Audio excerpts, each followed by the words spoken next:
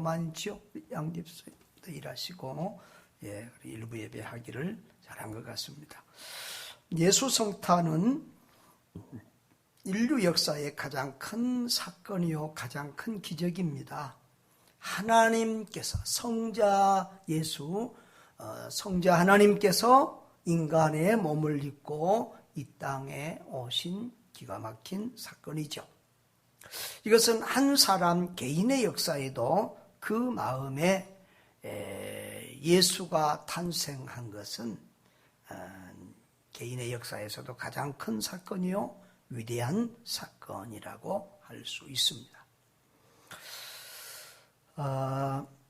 예수님의 제자들 중에서 자기가 예수님을 가장 잘 안다고, 또 예수님이 자기를 가장 사랑한다고 그렇게 자부하는 제자가 있습니다. 그가 바로 사도 요한입니다.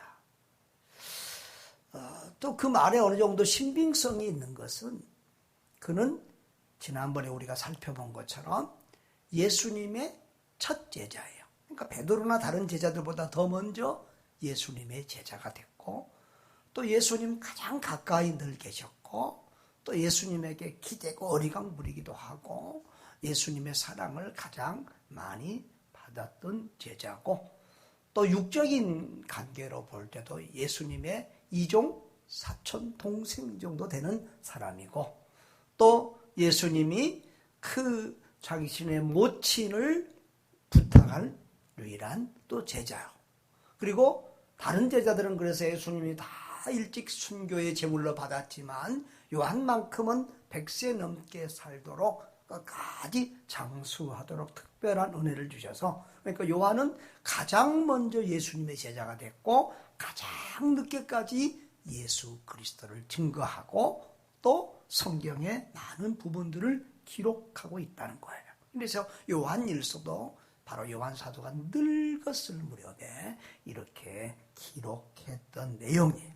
그래서 요한일서 1장 1절로 2절을 보면은 요한은 자기가 태초부터 있던 생명의 말씀, 예수 그리스도죠. 그분에 대하여 우리가 들은 바요, 눈으로 본 바요, 자세히 보고 우리의 손으로 만졌다. 그냥 예수님을 이론으로만 알고 남을 통해서 듣는 것이 아니라 내가 그 음성을 들었고 봤고 만졌고 같이 먹고 살았다는 거예요. 체험했다는 거예요.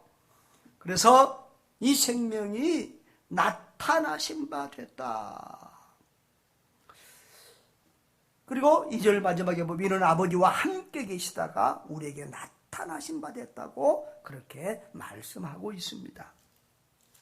왜 요한 사도가 이것을 강조하고 있느냐 그러면, 시대마다 이단들이 있는데 그때도 이단이 굉장히 행했습니다.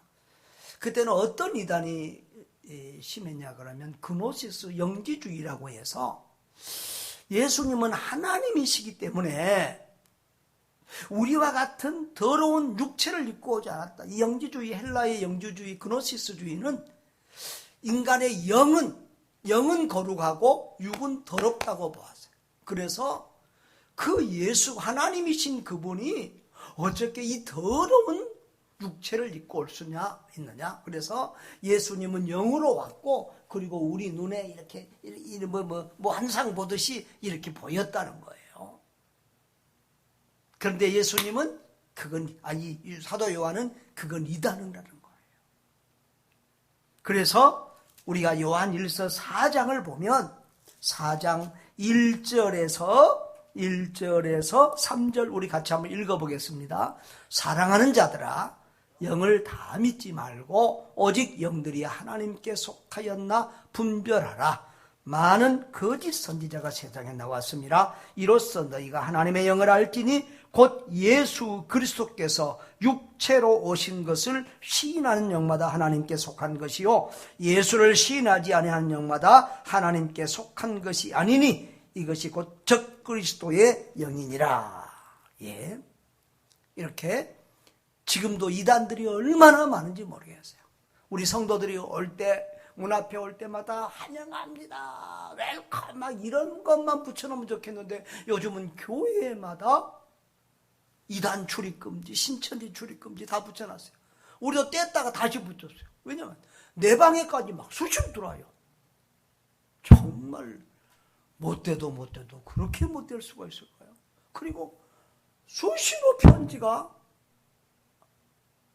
목사한테 이단 그 신천지 사람들이 편지가 와요. 신천지라고 안 쓰기 때문에 일반 주소로 일반인 이름까지 써서 보내기 때문에 일반 편지라고 뜯어보면 신천지인 경우가 많아요. 이렇게 정말 어느 시대나 이단들이 득세하는데 우리가 정말 정신을 차리고 우리가 예수님은 하나님이시다. 그리고 예수님은 온전한 인간이시다. 이것을 분명히 알아야 될 줄 믿습니다. 예수님은 사람의 우리와 같은 사람의 몸을 입고 오신 성자 하나님이시다. 우리를 구하러 오신 구세주다. 이것을 분명히 아시기를 바랍니다. 자, 그래서 이제 7절부터 오늘 보면 그 사랑의 사도라는 별명이 붙은 세례 요한은 이렇게 말씀합니다.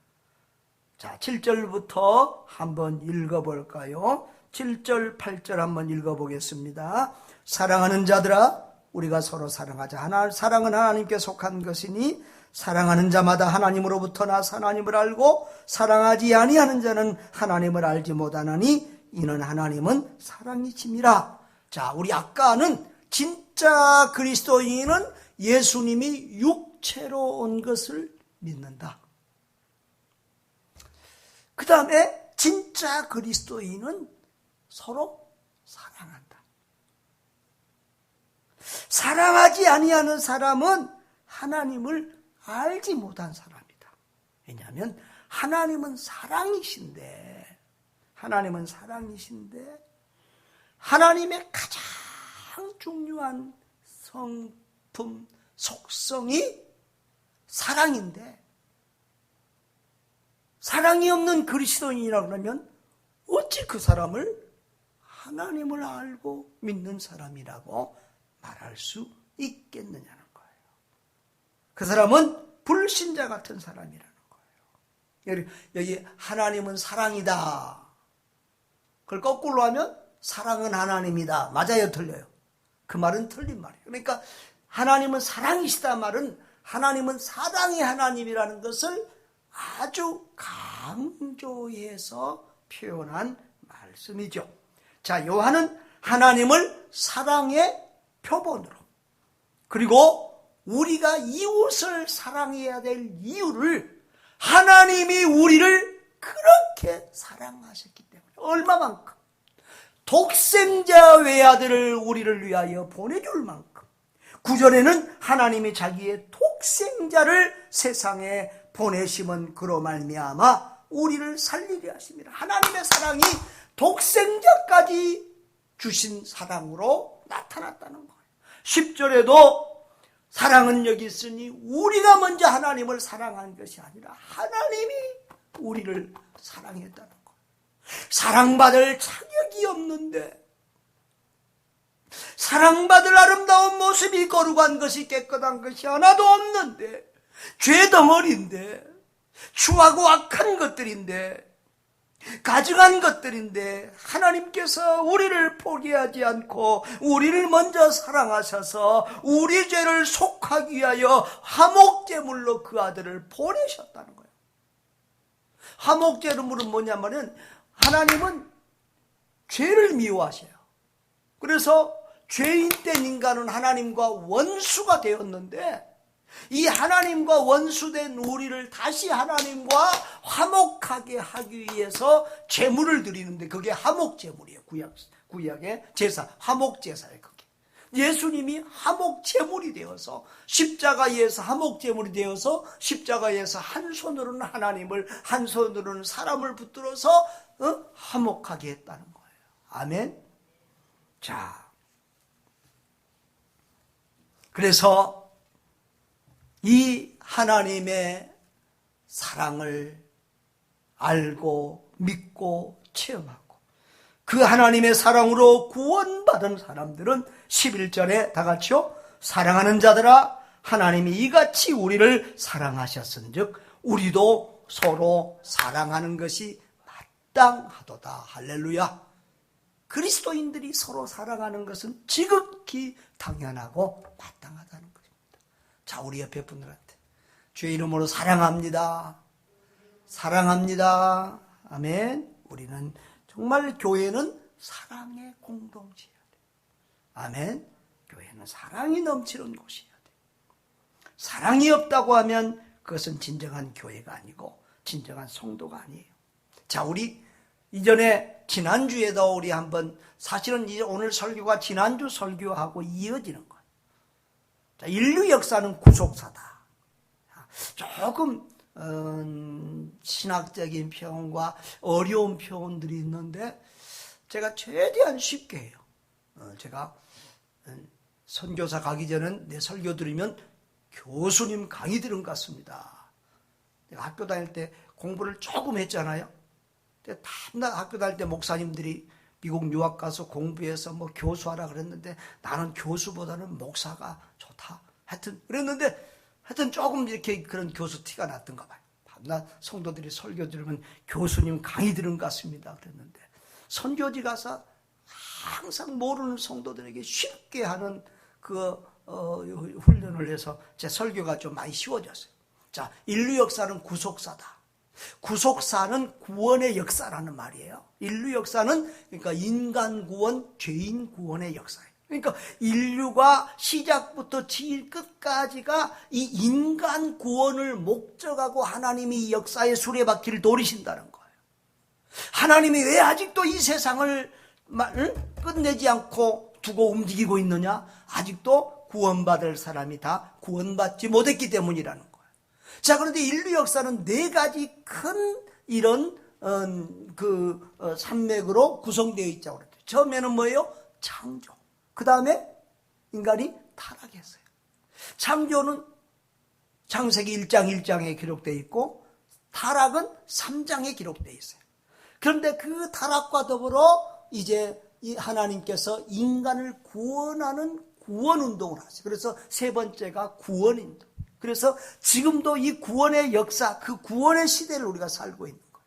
그런데 이 구원의 시대, 모든 하나님의 택한 백성들이 구원받고 온 세계 복음이 하나님의 택한 백성들 다 구원받으며 이제 구원의 완성과 예수님 재림과 역사의 종말이 이루어지는 거예요. 이 네 가지 단계.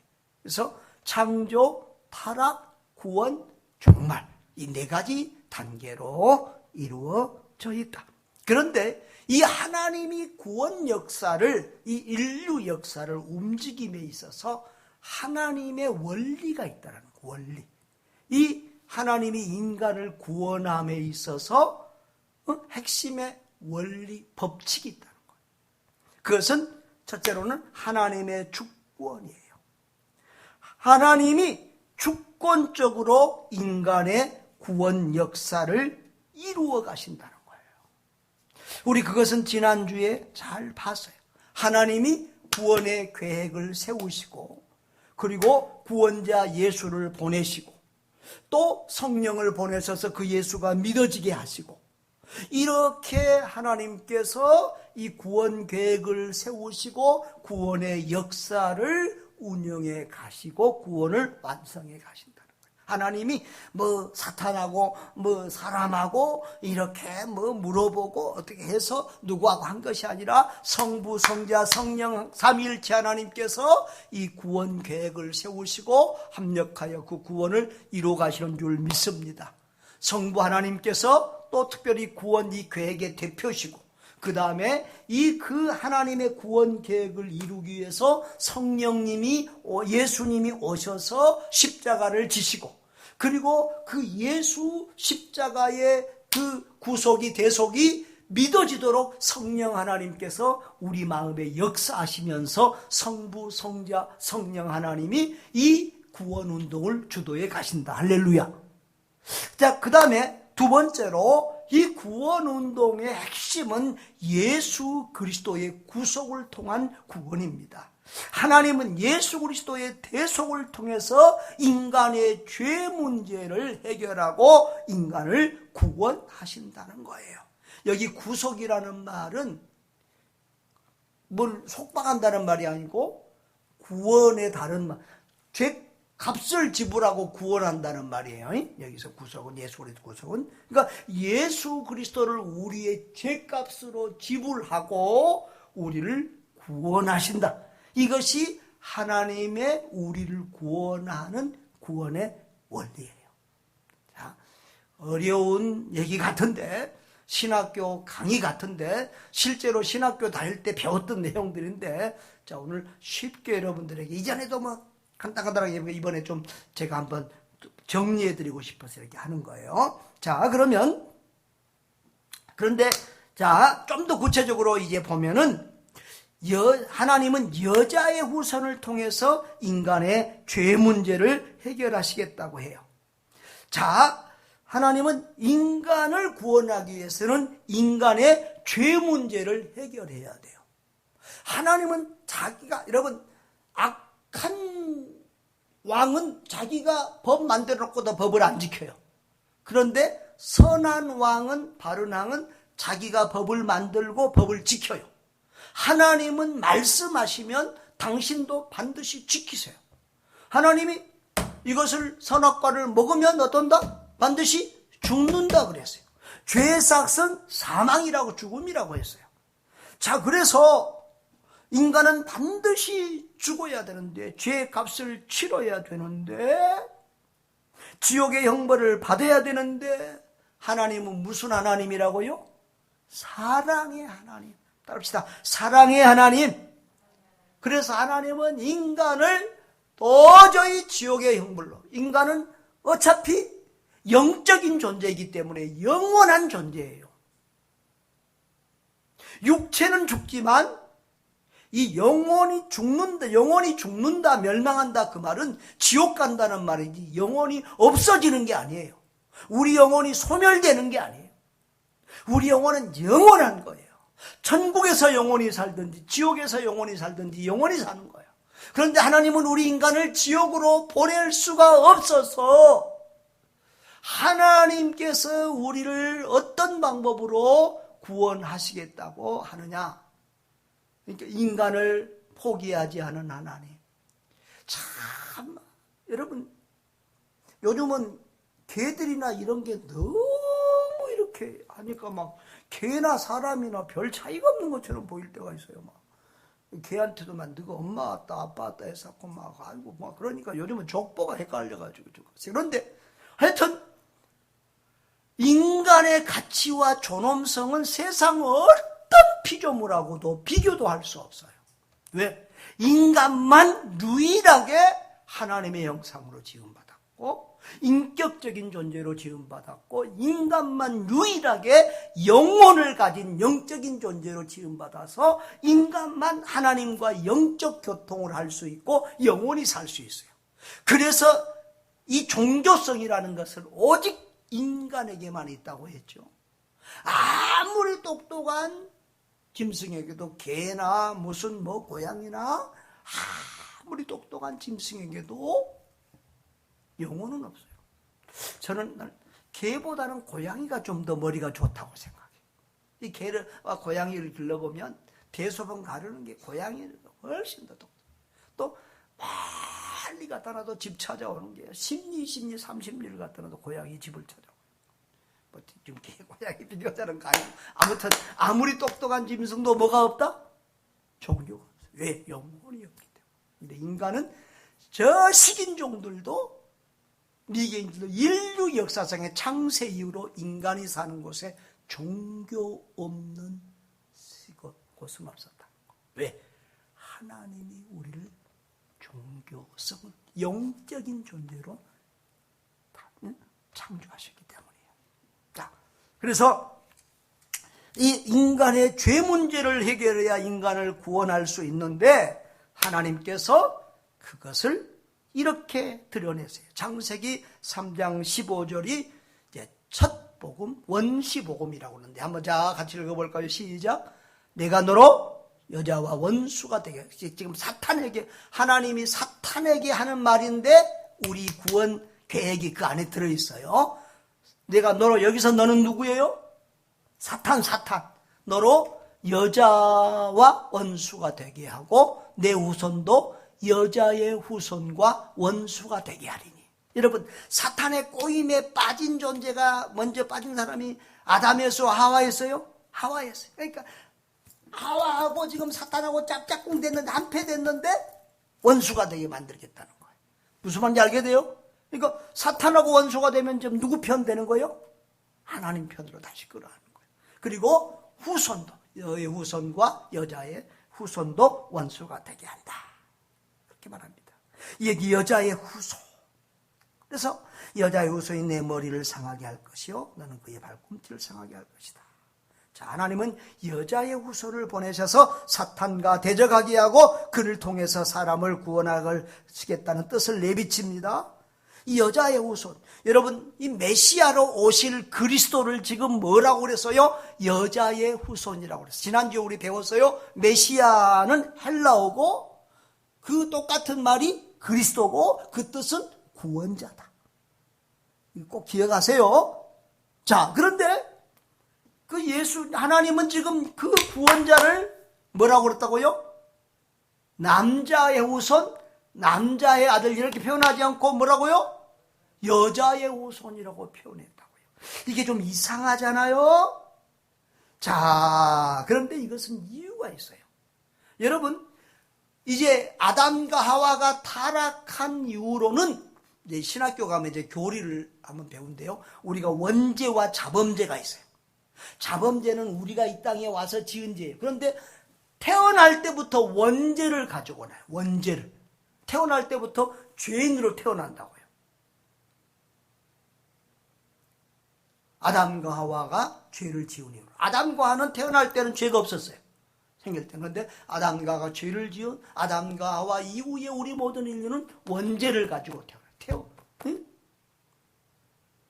자, 그래서 이 일반적인 남자와 여자 관계를 통해서 태어난 모든 사람은 죄를 가지고 태어나기 때문에 남의 죄를 대신 담당해 줄 수 없는 거예요.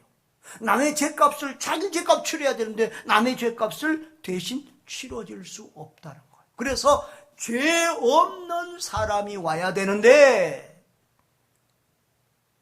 어떻게 올 수 있느냐. 그래서 하나님께서 여자의 동정녀의 몸 자국만 들리고 하나님의 영이 그 동정녀의 처녀의 몸에 잉태되도록 한 거예요.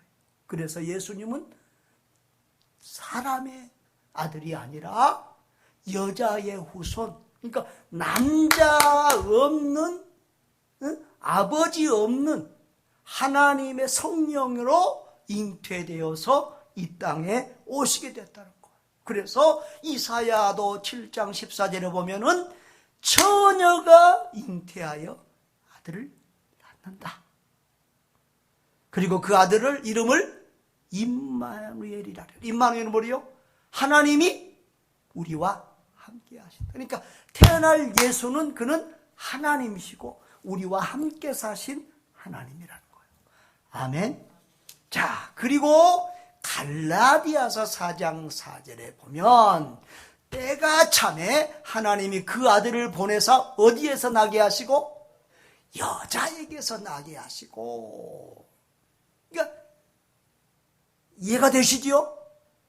오늘은 여자들이 지금 값이. 그러니까 예수님은 알고 보면 아버지가 없어. 하나님께서 직접 잉태하게 하셨고 또 마리아의 태만 빌려서 이렇게 태어났어요. 그래서 예수님은 죄 없는 인간으로 태어났어요. 그래서 동정녀 마리아에게서 탄생했다는 것이 굉장히 중요한 신학적인 교리예요. 그래서 사도신경에서도 동정녀 마리아의 몸을 통해서 탄생했다는 것이 계속 강조되고 있음을 기억하시기를 바랍니다. 아멘.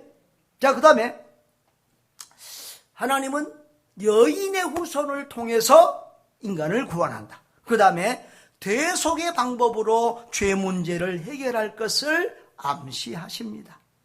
자, 창세기 3장 15절을 다시 보겠습니다. 자, 뒷부분에 보면 여자의 후손은 내 머리를 상하게 하고 여기서 너는 사탄입니다. 그의 발꿈치를 상하게 할 것이니라. 이전에도 제가 여러 번 설명한 적이 있지만 머리를 상하게 한다는 것은 치명적인 거의 죽음에 이르는 공격을 하게 된다는 거죠. 누가? 여자의 후손이 사탄 마귀를 머리를 깨부신다. 그리고 그 사단 마귀는 발꿈치를, 여인의 후손의 발꿈치를 상하게 한다. 어떤 것이 더 치명적이에요? 머리를 깨뜨리는 게 치명적이죠. 그래서 이 발꿈치를 상한다는 것은 예수님의 순환, 십자가의 고난을 의미하는 것이고, 그리고 머리를 상한다는 것은 예수님의 십자가 사건으로 사탄이 완전히 큰 어떤 데미지를 입었다고. 하여튼 이 전쟁의 승패가 지금 결정이 돼서 마귀는 지금 망해가고 있고 마지막 발버둥을 치고 있다는 거예요. 어렸을 때 우리가 뱀을 가지고 놀아보면요, 와, 그 뱀은요 얼마나 안 죽는지 머리를 찍어도 막 한참 살아있고 꿈틀거립니다. 아무튼 그런 상황이라는 거예요. 그런 상황이 된다. 자, 그래서 이것이 이제 역사 속에서 이루어집니다. 예수님이 이 땅에 오시잖아요. 근데 사탄 마귀는 예수님이 십자가 지지 못하게 하려고 제자들이 전부 다 예수님 십자가 진다고 그러면 말렸잖아요. 심지어는 수제자 베드로도 주여 절대 그러지 못합니다 하고 막 말리다가 예수님이 사탄아 내 뒤로 물러가라 막 그런 소리도 들었고 그러잖아요.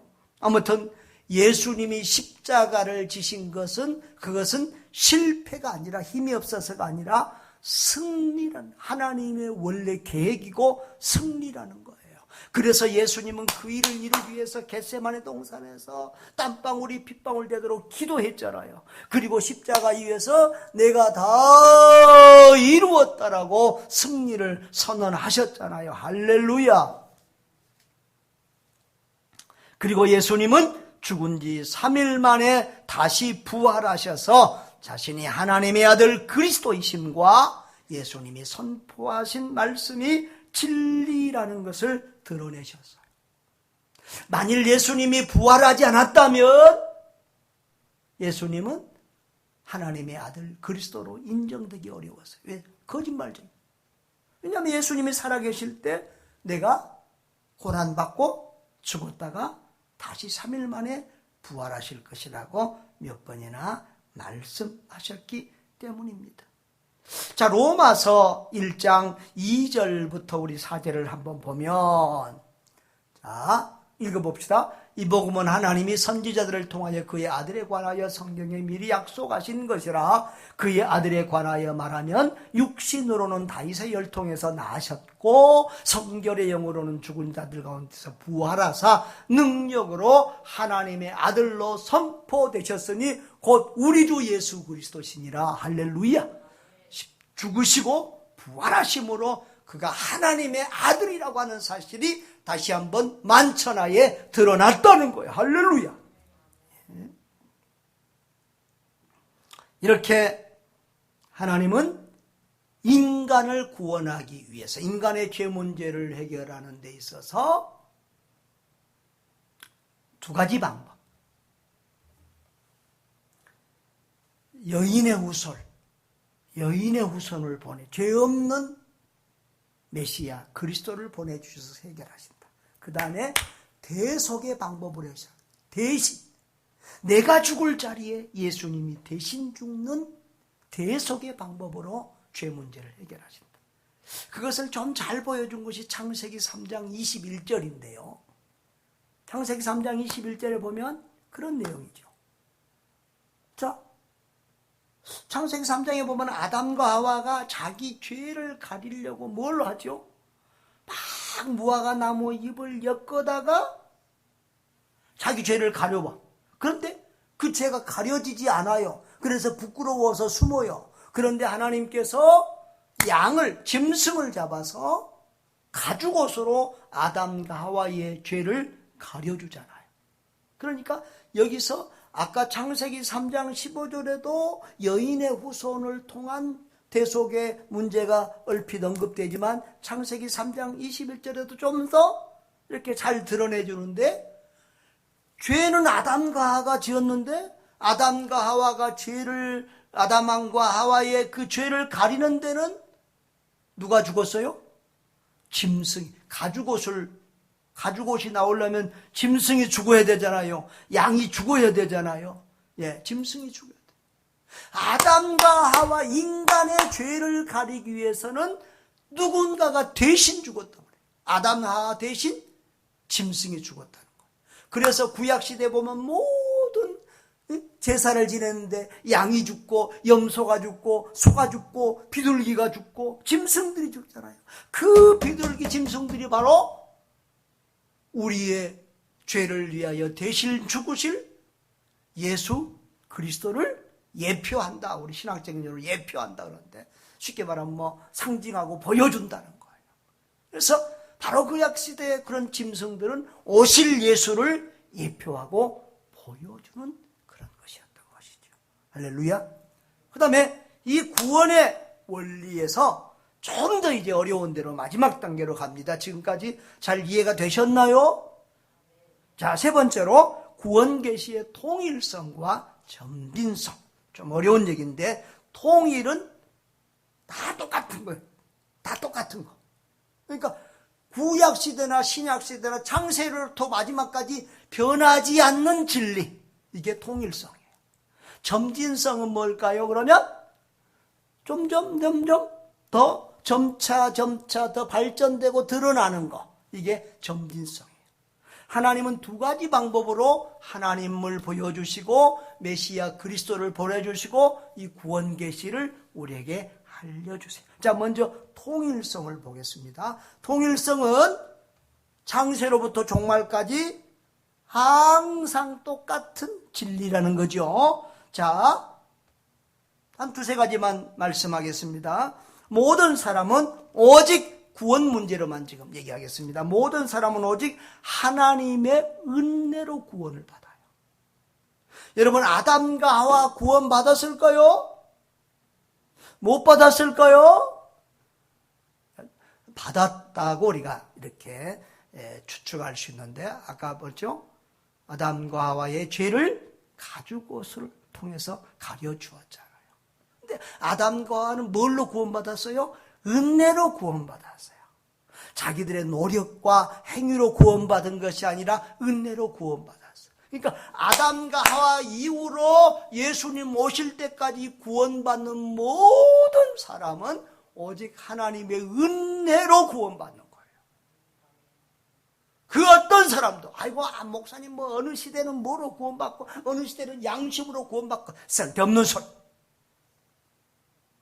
그래서 자꾸 예수님 왔을 때 바리새인들이 열심히 종교생활하면서도 욕먹는 게 뭐냐 그러면 율법으로 구원받는다고 까부니까 예수님이 자꾸 그들을 야단치는 거예요. 여러분, 인간은 행위로 율법으로 구원받을 수 없습니다. 양심이 마음이 좀 더 착하다고 구원받을 수 없습니다. 오직 하나님의 은혜로 구원받는, 에베소서 2장 8절 9절 한번 같이 읽어보겠습니다. 너희는 그 은혜에 의하여 믿음으로 말미암아 구원을 받았으니, 은혜에 의하여 믿음으로 말미암아 구원을 받았으니 이것이 너희에게서 난 것이 아니요 하나님의 선물이라. 아멘. 구원은 은혜의 선물인 줄 믿습니다. 또한 하나님은 모든 사람은 오직 예수 그리스도를 믿음으로서만 구원을 받는다라고 말씀하십니다. 또 에베소서 2장 8절 9절에 보면 너희가 그 은혜에 의하여 믿음으로 말미암아 구원을 받는다. 아멘. 요한복음 3장 16절에도 믿는 자마다 멸망치 않고 영생을 얻게 하려 하심이니라.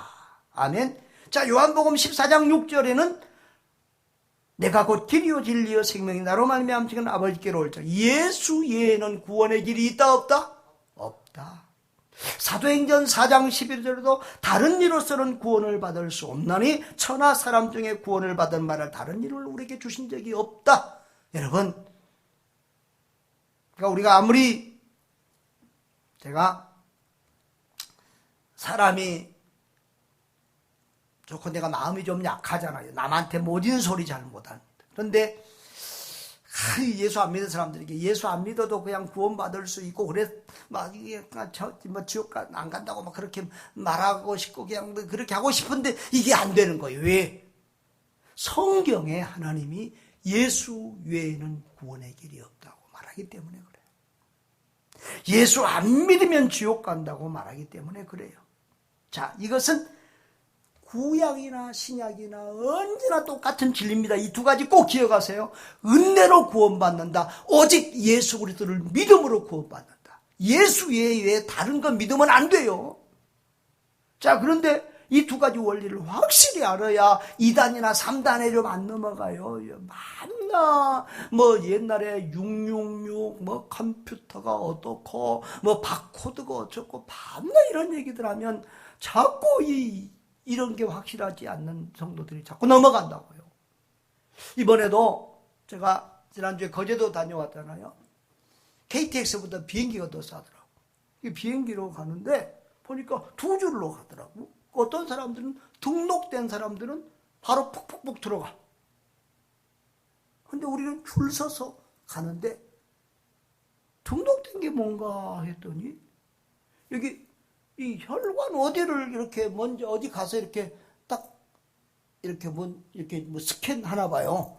그러면 그게 딱 해서 이렇게 딱 그러니까 옛날에 우리 그 여권에 보면은 무슨 칩이 들어 있어서 그런데 근데 이제는 몸에다 심어버린 거예요. 몸에 그게 딱 되는 거예요. 그러니까 우리 뭐 지문 뭐 하면 딱 이렇게 뭐 하듯이 인증되듯이. 근데 그것을 이마에다 한다고 그러면 그것도 가능하잖아요. 요즘 뭐 이마에다 열 찍고 막 열 하잖아요. 그러니까 이마에다 찍고 그러면 들어가는 거예요. 이걸 보고 들어가더라니까. 그런데 이런 걸 자꾸 헷갈리는 목사들도 있고 이상한 사람들도 있어요. 그래서 박구서 선교사가 그 말을 하기에 봉수 그거 당신 이렇게 했으면 당신 이거 구원 못 받는 거 아니야? 베리칩 받는 것처럼 구원 못 받는 거 아니야? 그랬더니 박 목사 웃으면서 아이 목사님 나를 뭘로 하십니까? 다 적어도 목사가 그 정도로 확실해야지. 아니 목사 선교사들이 그게 헷갈리는 사람들이 있다니까. 성도들도 절대 여러분 뭐 이마에다 뭘 받고 어쩐다고 구원 못 받고 받고가 아니라니까. 예수 그리스도를 믿으면 구원받고 안 믿으면 지옥 가고 그 외에 다른 방법이 없어요. 아멘. 앞으로 이제 과학이 발달하면 뭐 몸에 머리에 이마에 뭐 다 그냥 카드 갖고 다닐 필요 없이 그래 될 거예요. 또 그런 것 가지고 자꾸 뭐 베리칩 받으면 이다니 뭐 어쩌고 이게 제가 KTX 탈 때가 많은데 서울역 앞에 가면 열심히 매일 나와서 전도하시는 분이 있어요. 전도한 건 좋은데 그 앞에다 딱 거기 베리칩 용용 받으면 지옥 간다고 살아요. 그런 전도는 안 하는 게 더 좋아요. 여러분 확실히 구원의 진리를 깨닫기를 바랍니다. 하나님의 은혜로 우리의 행위로 구원받는 은혜로 구원받는다. 그리고 믿음으로 누구를? 예수들을 믿음으로서만 구원받는다. 자, 그 다음에 마지막으로 구원 계시의 점진성을 봅니다. 점진성은 보니까 아까부터 보면 하나님께서 구원 계시를 확실하게 짠 보여주는 것이 아니라 점차 보여준다는 거예요. 아까 예수님을 여인의 후손으로 살짝 비춰줬어요. 그리고 우리를 구원하실 때 누군가가 우리 죄를 그 여인의 후손이 우리 죄를 대신 담당해 줌으로 우리가 구원받을 것처럼 언뜻 이렇게 비춰주고 가셨어요. 그렇죠? 할렐루야. 자, 그래서 우리 히브리서 1장 1절하고 2절을 보면 이런 말씀이 잘 나타나요. 자, 시작. 옛적에 선지자를 통하여 여러 부분과 여러 모양으로 우리 조상들에게 말씀하신 하나님이 이 모든 날 마지막에는 아들을 통하여 우리에게 말씀하셨으니 이 아들을 만유의 상속자로 세우시고 또한 그로 말미암아 모든 세계를 지으셨느니라. 과거의 선지자들을 통해서나 여러 모양으로 여러 방법으로 우리에게 하나님을 알려주시고 그리스도를 알려주시고 구원의 길을 알려주셨는데 마지막 날에는 그 아들을 통해서 확실하게 보여주셨다는 거예요. 자, 여러분 아까 보십시다. 창세기 3장의 15절에서는 예수님이 누구의 후손으로 오신다? 여인의 후손으로 오신다 그랬어요. 그 다음에 창세기 9장에 가면은 노아의 후손으로 오시고 그 중에서도 셈의 후손으로 오실 것이 어렴풋이 보여져요. 그리고 창세기 12장에 보면은 아브라함의 후손으로 오실 것이 보여져요. 사무엘하 7장 16절로 가면 아브라함의 많은 후손들 중에서도 다윗 가문으로 오실 것이 보여져요. 그리고 우리 지난주에 봤던 이사야서 9장 1절에 보면은 이방의 갈릴리의 빛이 비추리라. 이 갈릴리가 메시아 그리스도와 관계가 있는 땅이 될 것을 알려주셔요. 그리고 7장 4절에 보면은 처녀가 아이를 낳을 것도 알려주셔요. 미가서 5장 2절에 보면은 유대 땅 베들레헴에서 예수님이 태어날 것이 예언되어 있어요. 자, 그리고 이사야서 53장 4절로 6절에 보면은 이사야는 예수님 탄생하기 700년 전 사람이라고 그랬어요. 예수님이 오셔서 어떤 고난을 당할 것을 다 자세히 본 것처럼 기록하고 있어요. 그는 실로 우리를 질고를 지고 우리의 슬픔을 당한다 했고 우리를 생각하기를 그는 징벌을 받아 하나님께 맞으며 고난을 당한다라. 그가 찔림은 우리의 허물 때문이요 그가 상함은 우리의 죄악 때문이라. 그가 징계를 받음으로 우리는 평화를 누리고 그가 채찍에 맞음으로 우리는 나음을 입었도다. 예수님이 오셔서 우리 죄를 대신 지고 이런 고난을 당하실 것을 주님께서 다 하나님께서 700년 전에 이미 예언하고 있다는 거예요. 53장 6절을 보면은 우리는 다 양 같아서 그릇 행하여 각기 제 길로 갔거늘 여호와께서는 우리 모두의 죄악을 누구에게? 예수 그리스도에게 담당시키셨다. 할렐루야.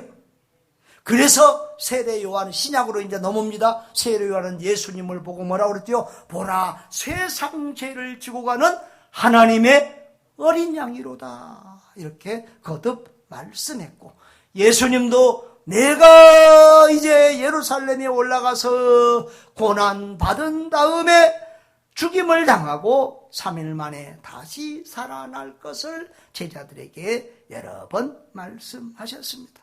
자, 이렇게 창세기에서부터 희미하게 여인의 후손에서부터 희미하게 보여주던 그 예수가 나중에 때가 되면 인간의 육체를 입고 이 땅에 오심으로 하나님의 구원 계시가 확실하게 갈수록 점차 더 드러난 것을 우리가 보여주시죠. 구약 성경에 양이나 이런 짐승들로 예수님을 계시하셨고 성전이나 뭐 또는 사람 요셉 같은 사람도 예수님을 또 이렇게 성경하기도 하여튼 여러 모양으로 예수님을 보여주던 그 계시가 이제 본체이신 예수님이 오심으로 확실하게 드러나고 우리가 믿게 되었다는 거예요. 이게 바로 계시의 구원 계시의 점진성. 그래서 하나님은 이 구원 계시의 통일성이 있고 점진성이 있다. 이렇게 이해를 여러분이 하시면 되겠습니다. 사랑하는 성도 여러분, 하나님께서 인간의 몸을 입고 우리를 구원하러 오신 예수 성탄의 위대한 사건은 우연히 갑자기 되어진 것이 아닙니다. 창세로부터 하나님의 계획 가운데 시작되었고 하나님의 때에 하나님의 방법으로 이루어진 인류 역사의 가장 큰 위대한 사건인 줄 믿습니다. 하나님이 우리를 얼만큼 어떻게 사랑하셨다고요? 죄인들을 위하여 독생자 외아들 예수 그리스도께서를 세상에 보내시기까지 사랑하셨다는 거예요.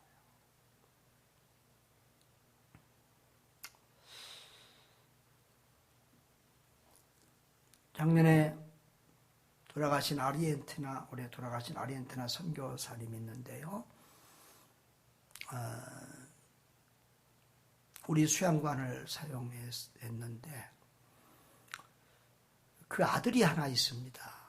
그런데 한국에서 어떤 대학생이 단기 선교를 아르헨티나 그 꼴짜기까지 갔는데 6개월 동안 갔어요. 단기 선교. 그랬다가 거기서 교통사고도 나가고 죽을 고비를 넘기고 그 차가 다 죽었는데 두 명인가 살아났는데 그 중에 하나가 그 딸이에요. 겨우 살아서 왔어요. 이제 다행이다. 한숨을 쉬고 좋아하는데 6개월 지나더니 다시 그 아르헨티나로 가겠다는 거예요. 선교사로. 그 아이들이 눈에 밟혀서 가지 않고는 견딜 수 없다는 거예요. 근데 그 어머니가 아버지가 집사님이고 어머니가 권사님인데 어머니가 날마다 교회 가서 울면서 하나님 앞에 떼를 쓰면서 구르는 거예요. 우리 딸이 목사 딸입니까? 장로 딸입니까?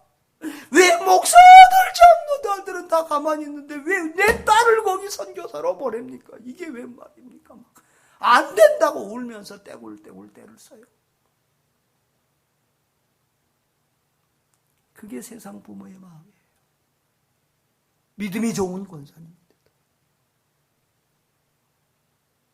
하나님은 그 아들 독생자 예수 그리스도를 이 험악한 죄악의 세상에 저 초라한 말구유 베들레헴에 보내시고 이 땅에서 가장 비천하고 가난한 삶을 살게 하시고 가장 고통스러운 십자가의 죽음을